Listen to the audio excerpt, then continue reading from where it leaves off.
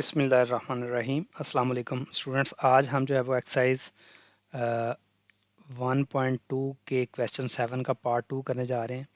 Statement ये है, find the square root of a given complex number. यहाँ पर आपको एक कम्प्लेक्स नंबर दिया गया है, आपने इसका जो है वो स्क्वायर रूट जो है वो निकालना है। किसी भी कम्प्लेक्स नंबर का स्क्वायर रूट निकालने के लिए जो है वो आपको जो है वो चार चीज़ों की ज़रूरत होती है। एक जेड मॉड, एक कम्प्लेक्स नंबर से आपने एक्स की वैल्यू निकालनी है, एक वाई की वैल्यू निकालनी है और एक वाई मॉड जो है वो निकालनी है। ये चारों वैल्यूज़ जो है वो इस फार्मूले के अंदर जो है पुट होनी है। ये किसी भी कम्प्लेक्स नंबर के स्क्वायर रूट का फार्मूला है। तो ये अभी मैं जो है वो फार्मूले को एक्सप्लेन करता हूँ।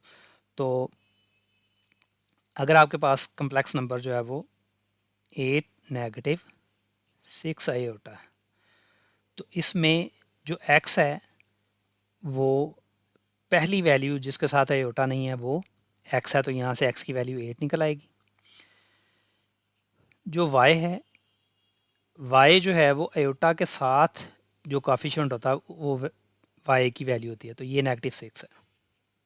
ठीक, यहाँ पर वाई का मॉड जो है वो एक्चुअल में किस तरीके से निकालते हैं, वो आप जो वाई की वैल्यू है उसका आप जो है वो क्या करेंगे, स्क्वायर करेंगे और उसका ले लेंगे अंडर रूट।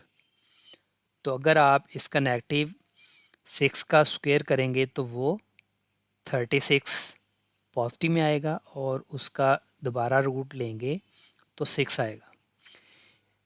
इसका मतलब किसी नंबर का अगर आप मॉड लेंगे तो वो चाहे नेगेटिव वैल्यू में हो या पॉजिटिव वैल्यू में हो, उसका आंसर हमेशा जो है वो पॉजिटिव वैल्यू में आएगा। तो किसी भी कम्प्लेक्स नंबर का स्क्वायर रूट निकालने के लिए हमें जो है वो एक्स की वैल्यू चाहिए होती है, वाई की वैल्यू चाहिए होती है, वाई मॉड की वैल्यू चाहिए होती है और जेड मॉड जो है वो उसकी वैल्यू चाहिए। और जेड मॉड जो है वो एक्चुअल में क्या है कि जो एक्स और वाई की वैल्यू है उनका आप जो है वो क्या करेंगे, स्क्वायर करेंगे और उसका अंडर रूट लेंगे तो उसका जेड मॉड होगा। तो यहाँ पर आप देखें कि हम एक्स और वाई की वैल्यू जो है वो यहाँ पर हम जो है वैल्यूज़ जो है वो उससे जेड मॉड जो है वो निकालेंगे। तो जेड मॉड जो है किसके बराबर है, x square plus y square. तो एक्स की वैल्यू जो है वो 8 है, तो हमने 8 का स्क्वायर कर दिया। वाई की वैल्यू -6 है तो -6 का स्क्वायर कर दिया। 8 स्क्वायर जो है वो 64 होता है और 6 स्क्वायर जो है वो 36 है। 36 को 64 में ऐड करें 100 और 100 का रूट लेंगे तो 10 आ जाएगा। तो इसका मतलब यहाँ पर हमें वैल्यूज़ जो है वो जेड मॉड की वैल्यू जो है वो 10 हासिल हो गई। अब आपने क्या करना है, एक्स वाई मॉड और जेड की वैल्यू जो है वो इस फार्मूले के अंदर डालनी है।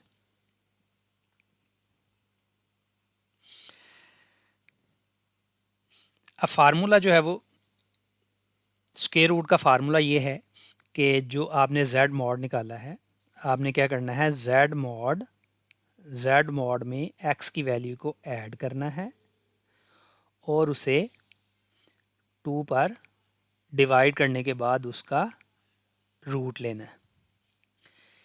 इसी में सेम प्रोसीजर में आपने क्या करना है कि दोबारा जो है वो जेड मॉड की वैल्यू में यहाँ पर आपने क्या है कि एक्स की वैल्यू ऐड किया, तो यहाँ पर एक्स की वैल्यू जो है वो आप क्या करोगे, सब्ट्रैक्ट करोगे और 2 पर डिवाइड करोगे और यहाँ पर भी रूट लेंगे। सिर्फ अजाफी काम यह है कि इन दोनों के दरमियान प्लस है और जो सेकंड पार्ट है उसमें आपने